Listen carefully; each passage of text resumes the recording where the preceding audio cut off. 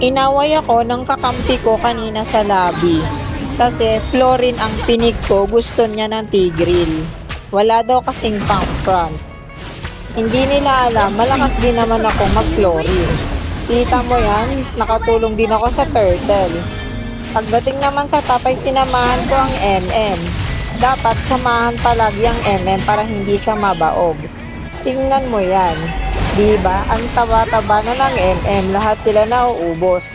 Kailangan pa ba ng tank para lumakas? Healer pa lang, panalo na. Tingnan mo yung ginawa ng Hanabi. Sugod lang siya ng sugod. Habang ako naman ay heal ng heal sa likod. Ginagamit ko ang first at second skill. Kaya lang hindi tumama ang second ko, kaya hinil ko na lang sila. Kaya lang, pagdating sa dulo ay namatay din ako dahil sa X-Bird na ito.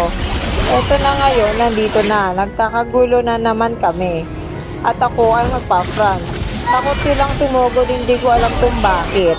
Malakas na ba ako? Tingnan mo yan, sa sobrang tapang ng kakampi ko, sugod ng sugod papunta sa may tower. At yun, umuwi na ang Franco. Hindi na nila kinaya yung lakas ko bilang support. Oh, patapos na ang game, kita mo si Hanabi. Tira pa rin ang tira. First skill ng first skill, second skill, basic, lahat na kailangang iba to. Pati ako, binato ko na rin ang second skill ko. At nastan yung Franco. Tingnan mo nangyari sa dulo, kami ang panalo.